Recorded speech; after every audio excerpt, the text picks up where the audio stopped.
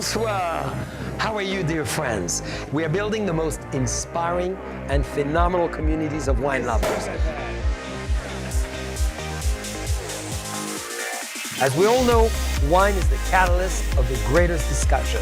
We'll be talking wine, but of course food, and everything that touches all our emotion and senses.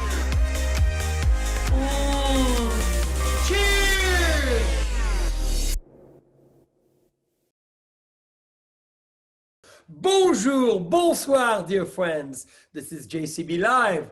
Happy hours. Today, we're going to be traveling to one of the most amazing countries in the world, the most inspirational place on earth. As you can see, I'm wearing one of the most beautiful outfits that they produce. We're going to be interviewing one of the most incredible ladies, Sonal, Holland, the first ever Master of Wine lady of India, and one of the first in the entire Asian world. She's an award-winning broadcaster. She's a writer. She is a judge in the wine world. She followed a passion after running sales for a top 500 Fortune company. She elected to go to the wine world, start her own business, a wine club, a new show, educational show that is really incredible, and she'll tell us all about it. I'm so glad, dear friends, we are meeting the top 50 most powerful wine woman on the planet, Sonal, Holland. Sonal, welcome to JCB Live. Hi, Jean-Charles. It's such a pleasure to be here with you today. Well, all the pleasure is mine. You're looking, as always, gorgeous. Thank you. And thank you. I thought I should make a little bit of effort, given that I was going to be on screen with you. I was so excited. And so now I think we need to dive in right to the world that you run, which is India. So first and foremost, we need to have a toast. Cheers, cheers. I have a glass ready. Cheers. Cheers to you, Jean-Charles. And thank you for having me on your show. Your incredible success as a woman winning the first Master of Wine in India. How does it feel? It's been great. I got the title in 2016, so it's been almost 4 years now, and it's been an incredible thing to happen. It was something that I wanted to be always, right from the time I set foot in the wine industry. I was aiming to be India's first Master of Wine. I did not say this aloud. I didn't say it to very many people. I held that dream very close to my heart because I didn't want anything or anybody to jinx it. But I consciously worked towards it. And after 10 years of studying wines, right from, the very elementary introductory courses, right up to the Master of Wine, took me a total of 10 years. And boom, it happened in 2016, and life changed as it would thereafter. Well, but so now this is amazing. Born and raised in India, correct? Yes, yes. How did you get the idea to get in the world of wine and to eventually study into the Masters of Wine, which is the most difficult, most illustrious, the most prestigious ever Masters delivered? Thank you. Thank you for the question. So you're absolutely right. I don't come from a family of winemakers or wine producers, and India's exposure to wine was very nascent back in the time. It still is nascent, but even more so back then. I think the idea and I used to be in a corporate career. I used to work for a NASDAQ listed company as a director of sales and marketing, which was a nice multinational sort of a corporate role to have. It took me all around the world, and I studied all about corporate, the entire way of functioning in a multinational. It was all good, but somewhere I felt a bit dissatisfied about the fact that I felt that industry didn't do justice to me as a person, and it didn't allow me to showcase my skill sets. So I decided to sort of literally reinvent myself halfway through my life. And I thought about many different things that I could be. So it wasn't that wine was a natural choice. But at the time, I read an article by Jancis Robinson, who's been writing for FT forever now. And I read an article by her, and Andrew, my husband, as you know him, Jean-Charles, he showed me the article. Yes, and he showed me the article. And he's a British, very successful, he's British. Successful financier. So he reads the Financial Times. Thank you. So he reads the Financial Times and he came home with this paper clipping one day and said, you know, you should check this lady out because she has been revolutionary for UK. She was there at a time when UK was transforming from nothing in wines to something super in wines. And she was right there at the front of the revolution. And you should check her out and check out her profile and see what you can do with wines in India. And so I did a bit of research and I realized, George Charles, very earlier on, that there were no wine professionals. There was nobody qualified in wines. There were a few self-proclaimed wine experts who drank expensive wines and thought of themselves as wine experts. And I thought, you know, I thought there was a real opportunity there. So for me, I must say it was more a strategic decision. My love, my genuine love for wine actually came thereafter. So it wasn't that I fell in love with wines and then decided to study it. I decided to first study it because I thought I saw it as an opportunity. But when I started studying about wines, I suddenly got sucked into that world. I was fascinated by this, you know, unique beverage. And I thought, wow, what an amazing beverage this is. So diverse in style and, you know, so on. So the rest is history. Well, the rest is, we're going to talk about the history, of course. But so now you mentioned something so important. Yes. In your career, very successful in sales, and you realized traveling around the world, you had to do something else. Many of our friends listening today are as well looking at reinventing themselves. How do you actually reinvent yourself? You know, life always looks very beautiful in hindsight. It's easy for me to now look back and say, you know, I was very smart about it and I thought it this way and I thought it that way. But the truth is, when it happens because you get an idea and you decide to not just sit on the idea, but act on it. So I think the most sincerest advice that I can give to anybody is that we all have ideas in our heads, but I always feel that the opportunity belongs to the person not who has the idea. The opportunity belongs to the person who acts upon the idea. Mm-hmm. So I think without thinking too much and without over deliberating on it and not constantly being negative about the risks or what could go wrong, think about what could go right and just deep dive at the deep end of the ocean. And then you will just learn to swim, because if you're that kind of a person who just, you know, knows how to, you will. So I think for me, I didn't think too hard. I literally quit my job overnight. I bought a ticket to London. I went to London. I started studying at the WSET, and I just, you know, the path carved itself. The roads opened up. So you just have to deep dive and don't think about it. I just want to really just add one more thing, which is, you know, we often tend to sit on ideas and tend to think, well, you know, one day I'll do this, and one day when I'm married, or one day when I have less work on my plate, or one day after I've had children, or one day after, you know, there's always some goalpost. We keep thinking, I'll do it after this. And so procrastination is something that comes so naturally to human beings. And I think that's the worst thing we can do to ourselves. So I think if you get an idea and you have the sense of conviction, take the dive and you'll learn to swim. That's what I brilliant. say. You are such an action woman and I love it. So you bought the tickets and so forth. And it makes me think, in fact, about the wines we're drinking, Sonal, because as you know, this is our sparkling wine, JCB 47. I've been a lover of India forever, and I've been so impressed by the philosophy of life of Indian people. So we named it 47. You know why? Yes, because India got its independence in 1947. Exactly. Is that right? So isn't it an amazing, charismatic wine? When I taste it with people, and I'd love for you to describe it into 3 words, because you're the wine experts, is people think, wow, it's a champagne, it's a tête de cuvée, it's a 15-year-old champagne. Tell me more. And when I unveil, obviously, the results of being from India, people are really floored. And they're saying they're making wine in India. So maybe you describe in a few words the wine, and then you tell us about what has happened in India over the last 10 years in the world of wine, because thanks to you, you are a big part of it. There's a revolution happening there. Thank you. Thank you. It's true that wine is hugely popular in India today. It's one of the fastest growing beverages. I don't know if very many of our viewers know this, but India drinks more whiskey than even Scotland produces. So actually, India is the largest whiskey drinking country in the world. So for those of you who think of India as a country that doesn't drink or has a lot of teetotalers, it's not true.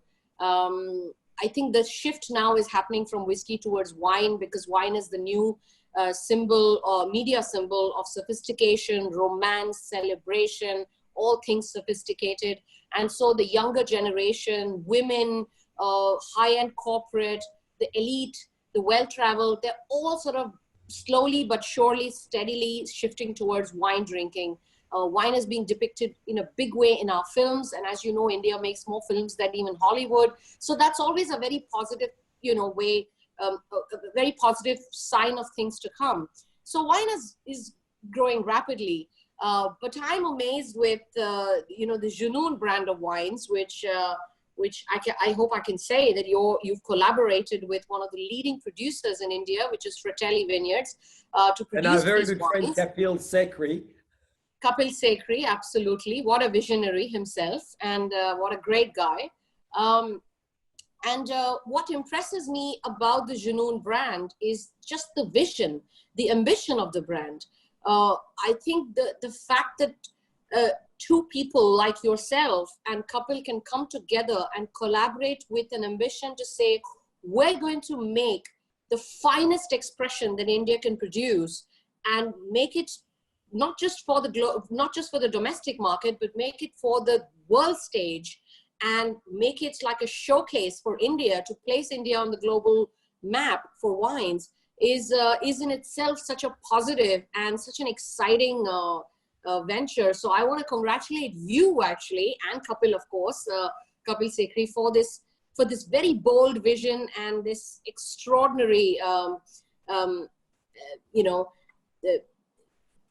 way of looking at things.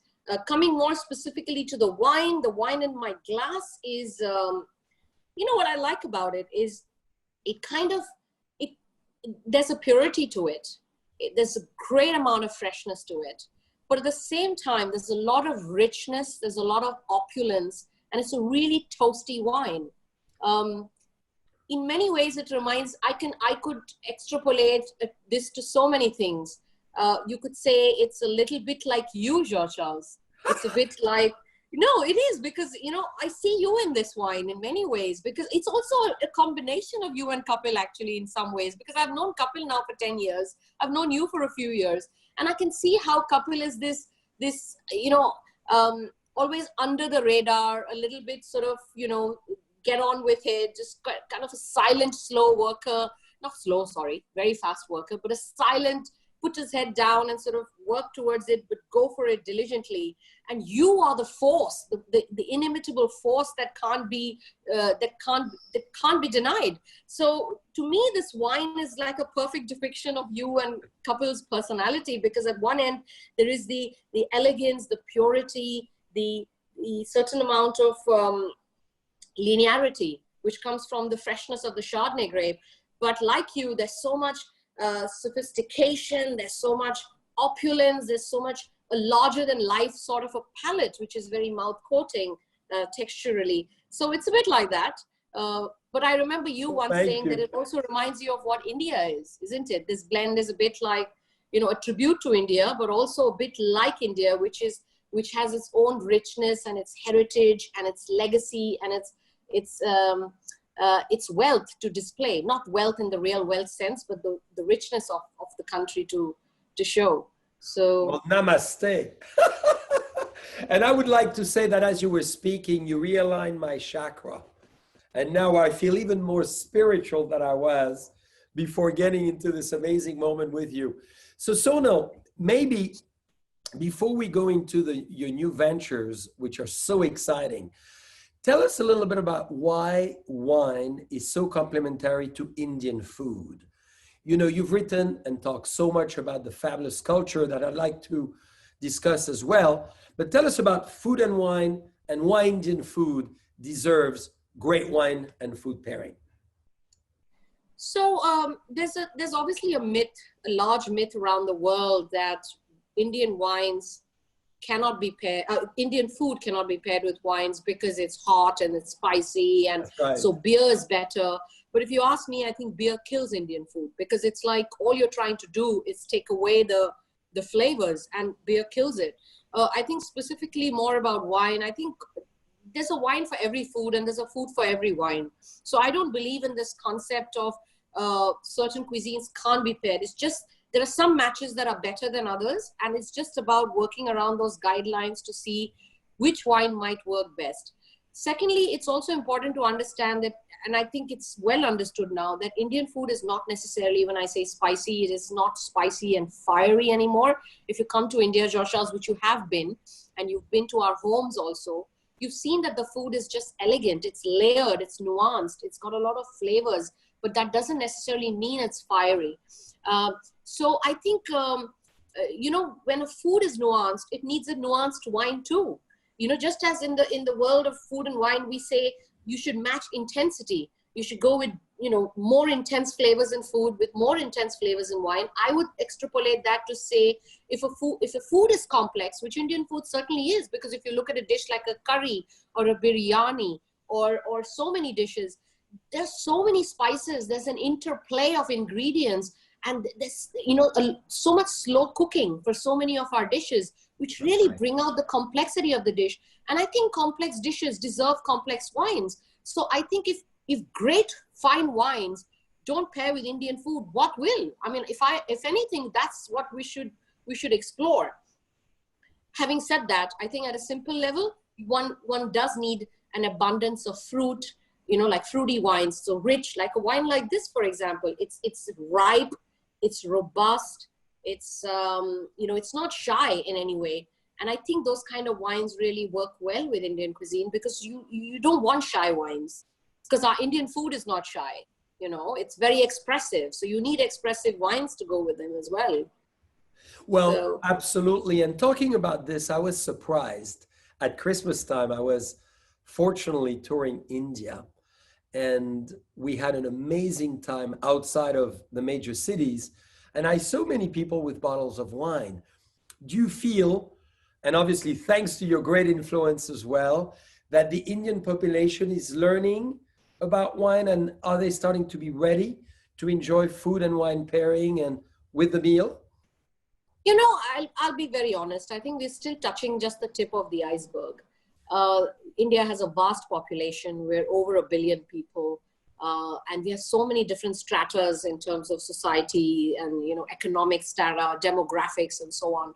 So I think we're touching only the tip of the iceberg if I talk about but certainly I've been in this industry now for just over 10 years, 12 years, and I've seen wine move from, you know, being least popular to hugely popular today. So I can see the shift. There's a lot of curiosity. People want to learn about wine. There's a lot of thirst for knowledge, and people want to know more and more. So that is always a good positive sign, because that means people want to learn and they want to drink more. And education and consumption have always been very closely interlinked in every market around the world. Yeah, I mean, I think the future is really bright. I think we're headed in the right direction. We could be growing faster than we are currently, I must say, but wine still is growing at 15% year on year consecutively for the last, for the last 10 years now. Well, so and you're a big part, so now, of that growth. So you're a serial entrepreneur, and I know your past very well, I feel, and I'm so admirative. And on that note, you just created a new show. It's called 60 Minutes About Wine. So tell us about it, and how did you get this idea? Because I love to see you as the first master of wine, a very talented lady in a world that is not obvious, specifically India and wine, to again start a new business. So explain us. So 60 Minute Wine Pro actually is an online module for wines. And it is meant both for hospitality professionals as well as wine lovers and consumers to start a steady journey in the world of wines. And exactly taking from what I said earlier, which is there is a big thirst for knowledge and big curiosity about wines, but people don't know where to start. And I felt that there was a real need to have some sort of an online course which would allow people to learn about wines within the confines of their home, at their own convenience, at their own pace. And of course, the lockdown sort of really helped push that in the right direction. So we've recently launched that just over a week ago. And I'm happy to say that we've seen a stellar response towards it. Like a lot of people have signed up and they're taking the course because it's fun, it's interactive, it's audio visual. It teaches about wine in a way that is not overly academic or boring. And you get a certificate from Sonal Holland Wine Academy, which has been in the business of education now since 2009. So we've completed over a decade in the business of education. And it's the entire course has been delivered by me and curated by me. So yeah, I'm excited about this because online education is the way we're moving towards, because it's the only way I can reach not just the urban cities, Joshua. India is such a vast country. I still need to get into the tier 2, tier 3. I need to get into all the cities where classroom trainings is not even an option. You know, we can't reach out to every pocket of India. The only way we can is digitally. And I'm a big believer, as are you, of the digital medium. Well, so look, today the world will see Sonal and we'll be together from India all the way to the planet, which is amazing. So now, 60-minute wine is as well available for the trade. So sommelier, chef, restaurant owners, hotel managers. I think it's excellent for chefs because I find that particularly chefs, you know, they know so much about food. It helps to know a little bit about wine, at least to the context of being able to do food and wine pairings confidently. So there are 10 modules in the course which teach you everything from, of course, how to taste like a sommelier, service and storage, food and wine pairing, what are some of the most important grape varieties and must-know wines that you need to be able to impress your guests, how to pronounce certain names of wines. There's a little chapter about Indian wine, so we've sort of showcased all the we've showcased the Indian wine producers and talked about India Wine Awards, because as you know, I also run a wine competition in India for Indian wines. And so yeah, there are 10 modules, all of which are very relevant and must know information in a very compact version. So a person doesn't spend hours and hours and hours. So just over 60 minutes, we like to call it the crash course in wine. So if you're looking for a crash course, you need to visit www.sonalholland.com, and then the website will just guide you. And the best part, Josh, I don't mean to make a plug-in on this video, but you know what we've priced it at? It's a 2,200 rupees. So if I were to translate that into dollars, what is that? That's $25. So very affordable. I need a certificate.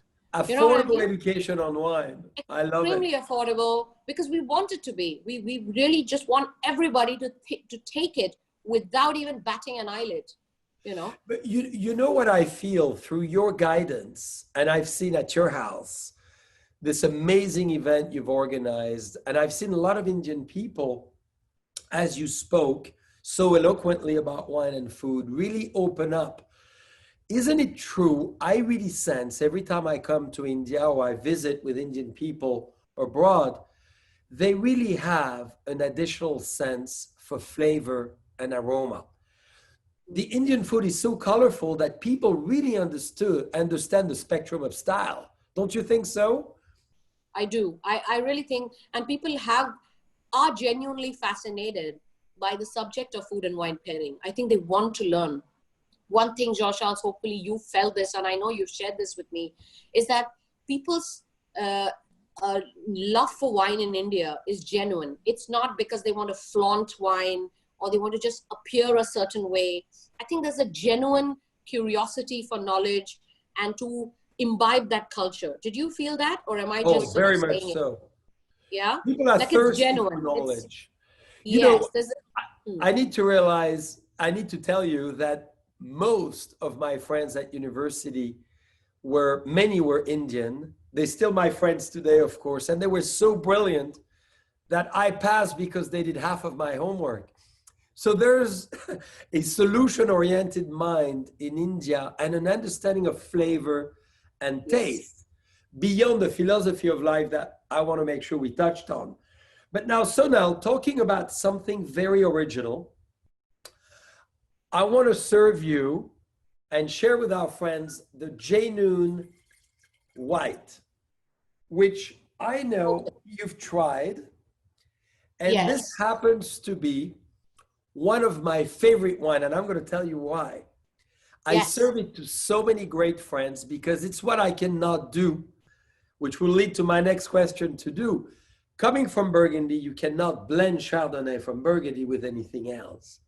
Correct. Here, we created the perfect Burgundy Loire Valley alliance in a way that we did Chardonnay and Sauvignon Blanc. And I'm really excited about this genuine white, which obviously comes from India, is made in India, because I think it's the best of both worlds, Chardonnay, Sauvignon Blanc. And when I serve it with food, specifically spicy food, I think it's the best friend of all. So maybe you want to describe it for all of us, because you are the experts, again, at describing wine. And why do you feel it fits, the Indian culture to innovate to that level and really bring those grapes together? And what does it does to the message for Indian wine? So as you can see, I have all my tools and everything I need right beside me to be able to pour lovely tools, as I could see. Wine very quickly, see? So I have a bottle of the same Genuine White, which is this beautiful blend of Chardonnay and Sauvignon Blanc. So, Jean-Charles, I'm so happy because the first time you or Kapil mentioned to me that this is a blend of Chardonnay and Sauvignon Blanc, my first question also was, why? Why these two? Because nowhere in the world has this blend been made, or at least not to my knowledge. That's right. And I remember asking Kapil, why? And he said, because we can. And it suddenly struck me that, yes, we can, because we're not in Burgundy. So if you can, why not? And there must be some sort of reasoning behind it. When I taste this wine, and I have tasted it on other occasions before now, I can see why. Because at one end, again, through the Chardonnay, which is nice and ripe, you get this lovely fleshy fruit, which is more of stone fruit, melon, pears, which are ripe. So there's a certain level of ripeness that comes through.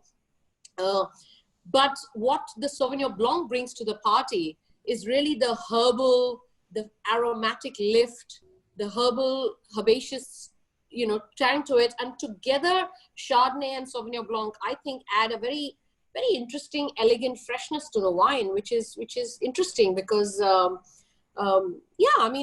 look, I'm also aware that Chardonnay is not the easiest grape variety to grow in India. It may be grown all over the world quite easily, but India and Indian terroir has been a bit of a challenge for Chardonnay. So I really find that it's hard to get the yield, firstly, and it's even harder to get the right expression. But I think in this particular one that comes from Akluj, where the soils are much drier, I'm getting that minerality as well. I'm getting that the sense of place in this wine, which comes from the more stonier soils.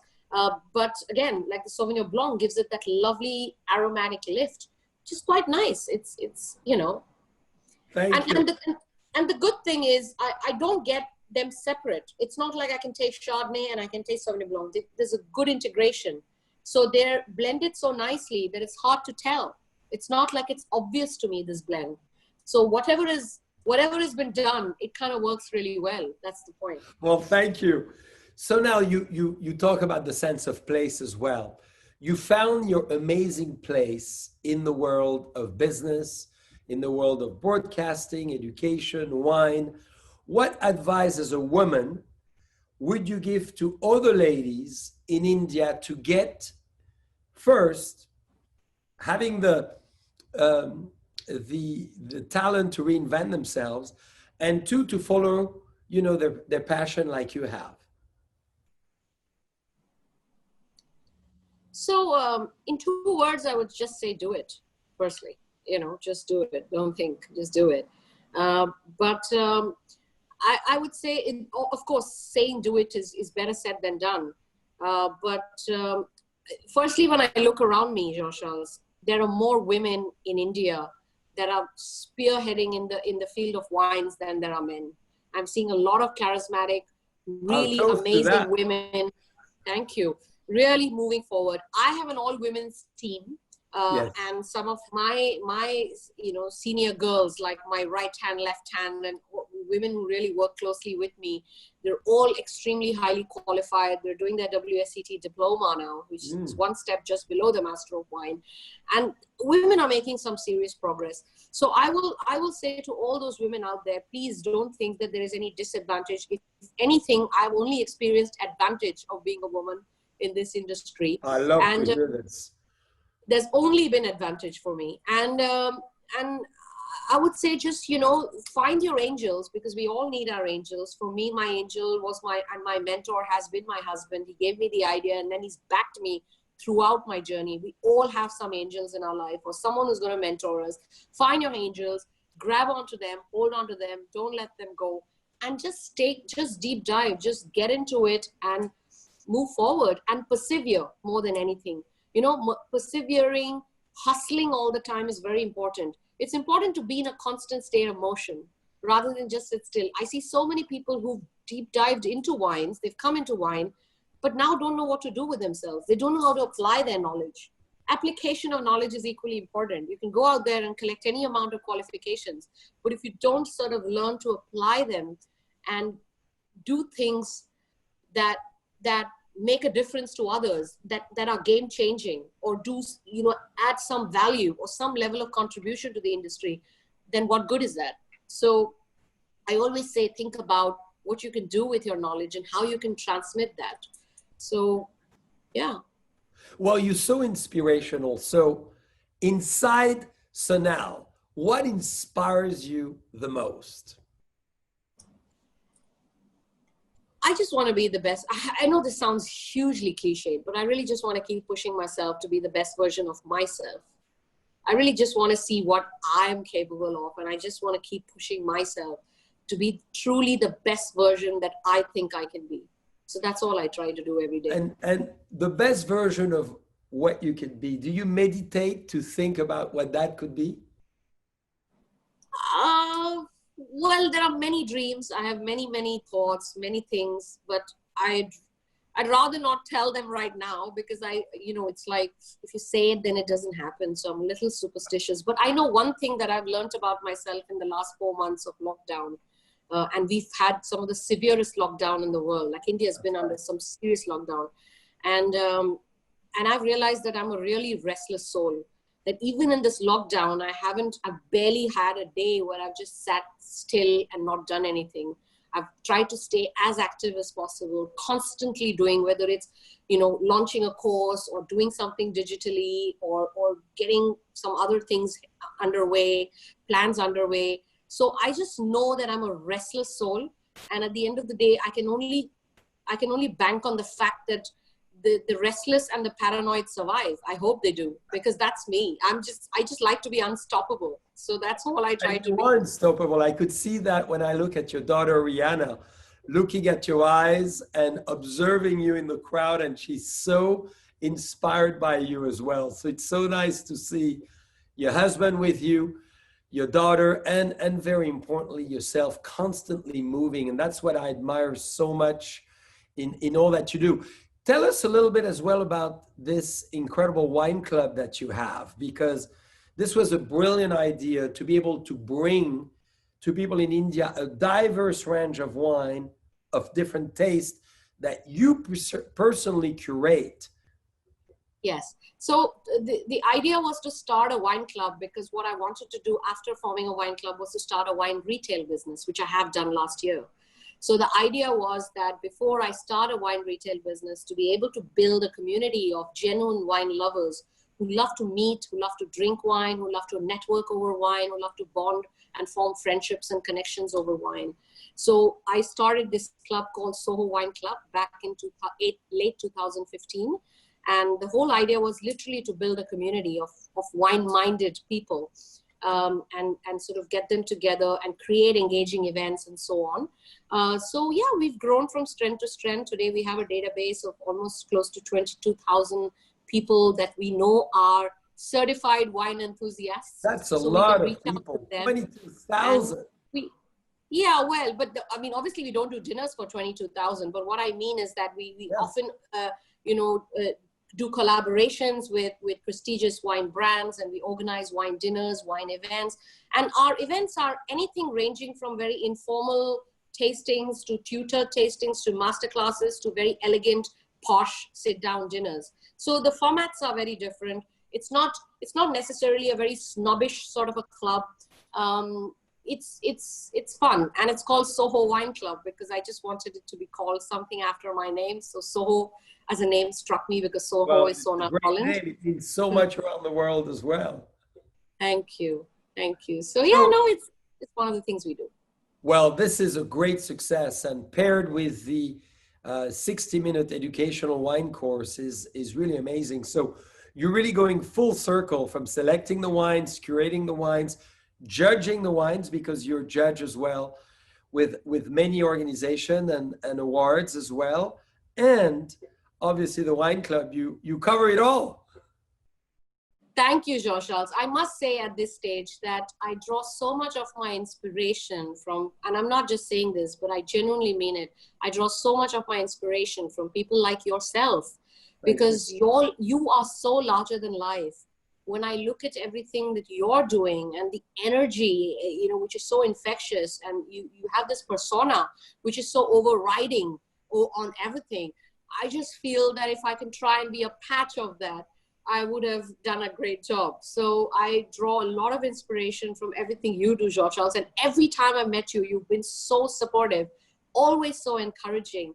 So yeah, I think if I'm ever having any doubts about myself, you'd probably be one of the few that I would want to reach out to, because I know you'd be an instant boost of energy for me. Well, so thank you for everything that you do. You're amazing. You communicate that same energy. This is why you're wearing as well a beautiful sun, because you constantly radiate.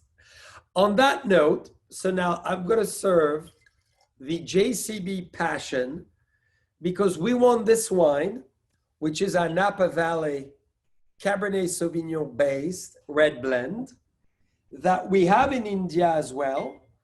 And I would love for you to try it.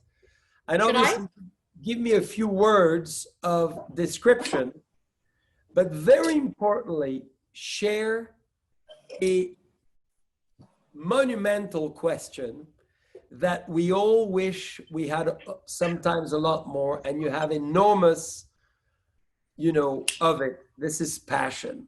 So I would like for you to share for everyone, what are your passion, maybe besides wine, and how do you convert your passion as well into your business? And in that case, it's wine. So it's so admirative to see someone so energized and energizing, and with the talent you have. And it's a gift today that we can be together for all the audience to discover you, to get to know you, and obviously to be part of your life now. So thank you so much. Thank you. And look at this. I mean, what a beautiful color.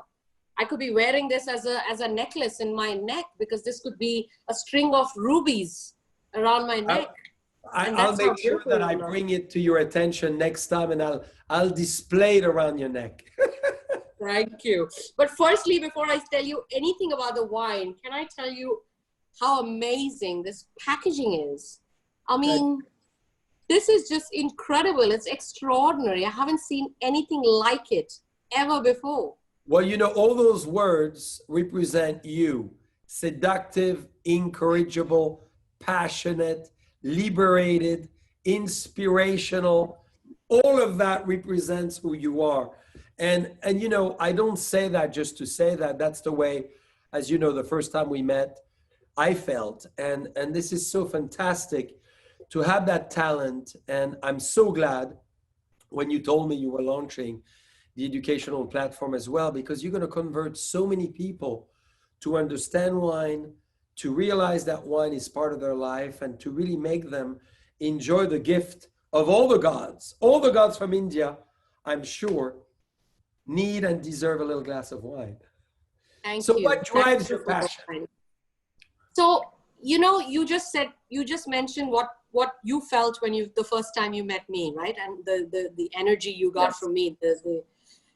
For me, what I felt when I first met you, and my answer lies in this, is that I felt that you see wine as so much more than just wine.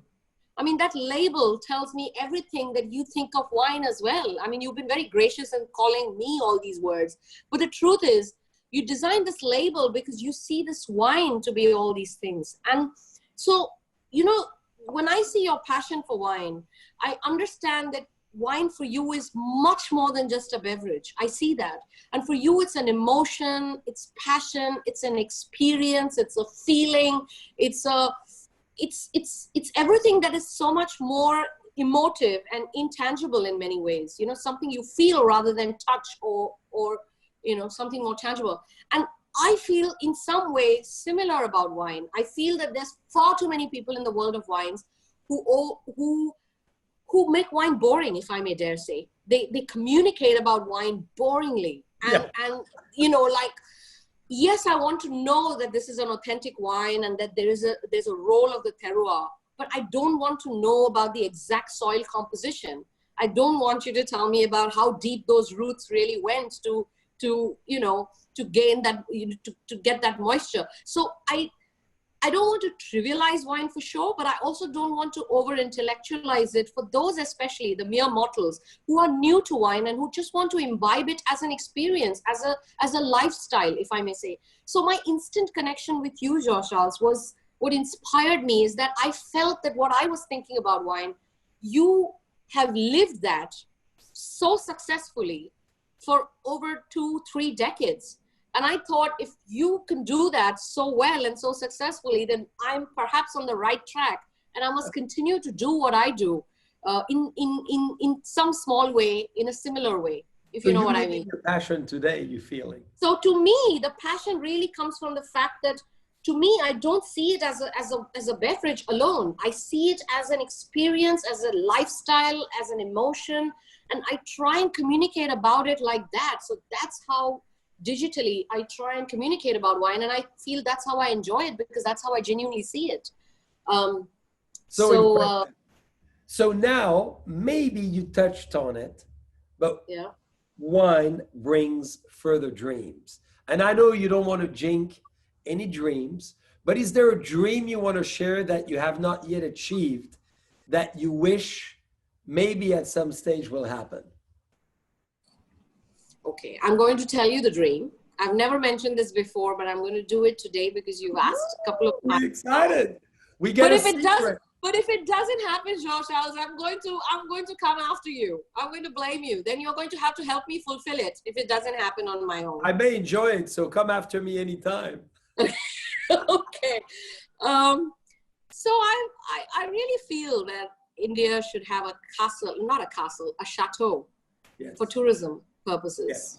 Like, I feel like wine tourism has a huge opportunity. I mean, look at what Napa Valley has done with tourism, or all of California has done with tourism. That really, to me, is an inspiring story. And I really feel that in India, yes, we'll make better wines, and we are making better wines, and India will get on the global stage for its wines sooner than later. But the fact also is that I feel that the India tourism story has an opportunity to be bigger than our wine story. Is that making any sense? Like what I'm saying? It. Because we have 1.3 billion people with rising disposable incomes who want experiences, who want adventures, who love to travel, who want to have something new to do every weekend. And there are no experiences. And wine is a fantastic experience to give them. So if we can create a wine tourism destination that is unsurpassed, that is unprecedented, that is so unique in itself, that it makes so much sense. So I just want to have a little piece of land in Nasik, which I do have now. And the vision is to try and build a chateau-like structure, which is more like an extension of my home rather than a hotel, where yes, people can come and indulge in an authentic European, or if I may dare say, a French experience of great wines, great gastronomy, hospitality with the Indian touch. And so a great, you know, like how you've done such a successful fusion of the French world and the American way of living. You've done it so beautifully. Somewhere I hope to do an amalgamation of the French grandeur of wine, the heritage and the legacy, and blend it with the Indian colors and the Indian vibrancy, and sort of bring a package of wine experiences to consumers here through the chateau concept. So that's my dream. But now if it doesn't happen, you're going to have to make a chateau for me, Joshua. Absolutely. I'll be your Maharaja and you'll be my Maharajina. Andrew and Gina to be part of it as well, so it will be even more fun. Thank you. Thank you. That will be my honor. So now Gina? You're right. She's amazing. You've been incredible. And you've been so inspirational for so many. Your advice, your wisdom, your sense of entrepreneurship, your sense of let's do it. You're an action-oriented woman. You, as you know, a great leader for so many other ladies around the world who are looking into getting in the world of wine or growing into the world of wine. And I love how you think. I enjoyed so much being in your head for the last 45 minutes. It was such a pleasure. So when are we visiting again? I hope very soon. I hope so too. Please come to India. Please keep coming to India. India loves you, Joshua. And on a final and a genuine note, you have always been and continue to be my hugest inspiration. So thank you so very much for every opportunity you give me. Thank you. And so now, congratulations to all these achievements. The best of luck, obviously, for the wine school and 60 minutes on wine. And I cannot wait to take the class. I'm going to maybe apply because I have so much to learn from you. Thank you. Thank you so much for saying that. Thank you, guys. And thank you for having me. Bye-bye. Thank you.